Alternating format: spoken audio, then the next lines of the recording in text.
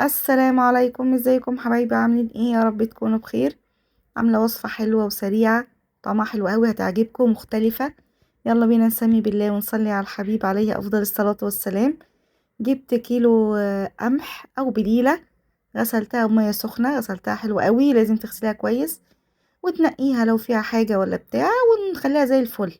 خلاص، ما بنقعش البليله لان دلوقتي البليله بقت سريعه، فعلا ما بتاخدش وقت على النار، ما بتاخدش نص ساعه، ساعه الا ربع وتستوي. فمش محتاجة ان انا انقعها، خلاص بنغسلها بمية سخنة وبس. حطيتها في حلة على النار.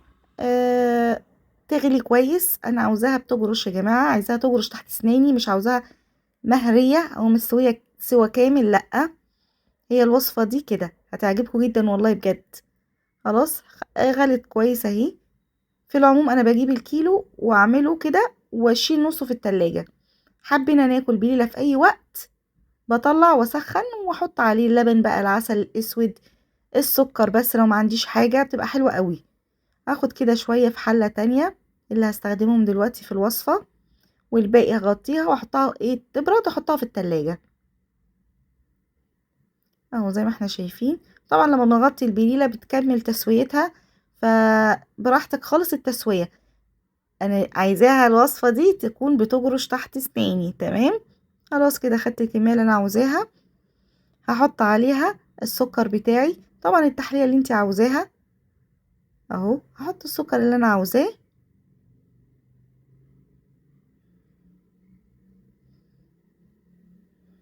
خلاص كده هنقلب.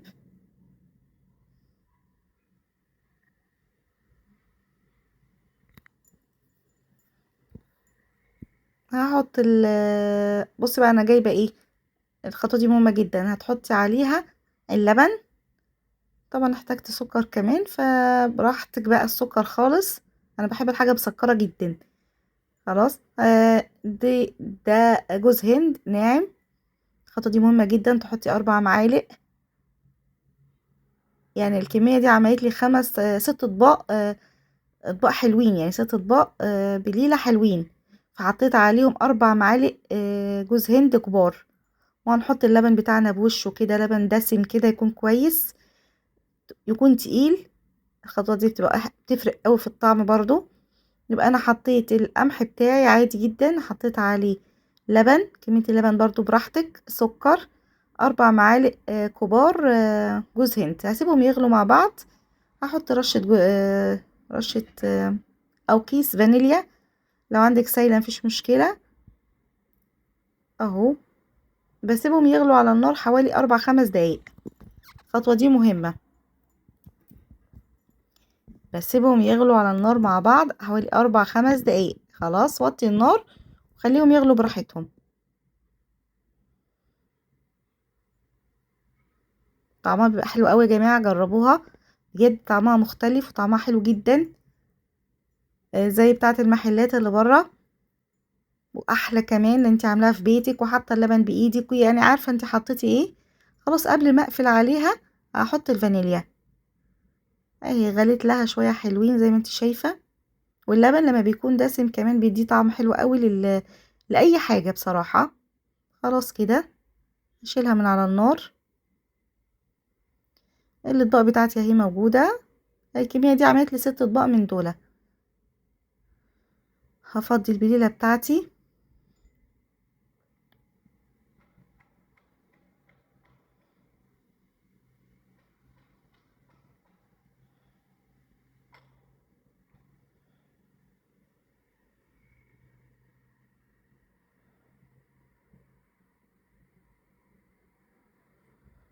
اهو هحط الكميه كلها اللي انا عاوزاها.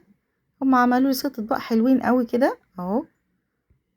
يعني دول تقريبا ربع البليله ربع الكيلو اللي انا جايباه. عشان كده بقولك اعملي حطيه في التلاجة، ولما تحبي تعملي اي حاجه بالبليله تطلعي وتغرفي على طول، بتبقى حلوه قوي بصراحه. انا على طول طول الشتاء كده اجيب الكيلو واغليه واحطه في التلاجة. عندي بسبوسه، جبت بسبوسه ما عملتهاش في البيت، انا جبتها من بره. جبت حوالي نص كيلو بسبوسه، وكيلو بسبوسه وكنافه. بتبقى حلوه قوي يا جماعه البسبوسه والكنافه على البليله. بالطريقه دي جربوها بجد هتدمنوها. واول ما تيجي الشتاء لازم تعملوها. حلوة قوي قوي قوي، طعمها بيبقى مختلف خالص. الطبق دسم كده وحلو وبيدفي، وبصي في كل حاجة، بجد حلوة هتعجبكم، جربوها بجد يعني يعني هتعجبكم جدا. الكنافة والبسبوسة مع اللبن جوز الهند هحط حاجة كمان زيادة، استني بس عليا اخلص كل حاجة كده، بجد حلوة قوي. قطعيها كده عليها، طبعا البليلة سخنة بتتقلب، هتلاقيها دابت كلها مع بعض. خلاص كده. لا بجد حلوة، انا بحبها جدا وولادي بيحبوها جدا، طعمها حلو، بجد طعمها بيبقى حلو قوي. اللي ما عملهاش لازم يجربها بجد. اهو الكمية بقى اللي انت عاوزة تحطي كتير قليل براحتك. اهو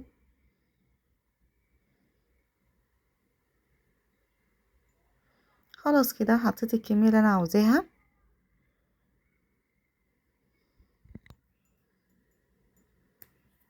كمان نحط بقى ايه اللي بيخلي الطعم في حتة تاني خالص، على كل طبق كده نص معلقة سمنة بلدي.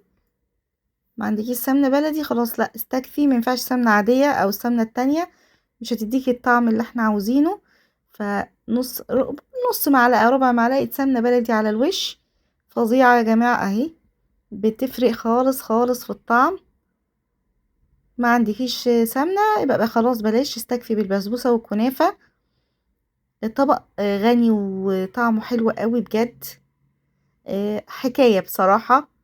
اهو خلاص كده، طبعا والبليلة سخنة كل ده هيدوب فيها. هنحط في الوسط كمان لو حد عاوز يزود براحته، يعني يزود بسبوسة او كنافة كمان، لان انا عندي ابني بيحب الكنافة والبسبوسة فيها كتير جدا، فقلت احطها كده، اللي عايز بقى يحط براحته. خلاص كده، استني اوريهالك لما بتتقلب بتبقى عاملة ازاي. طبعا يوم يبقى انت عاملة بسبوسة وكنافة، لان طبعا بنعمل الحلويات في البيت، شيلي حتتين كده واعملي بيهم البليلة اهو، قلبيها كده، شايفة هي سخنة، فلما تتقلب السمنة هتسيح فيها، بجد حلوة قوي قوي، يعني فوق ما تتخيلوا. شايفة عاملة ازاي اهو. جربوها يا جماعة، وخلي البليلة تجرش معاكي عشان تبقى طعمها حلو وانتي بتاكليها، بجد حلوة مختلفة. أكلة اللي بيحب اللي هياكلها مرة مش هيبطل يعملها. أتمنى الفيديو يعجبكم وتقولوا لي رأيكم، وبألف هنا ومع السلامة.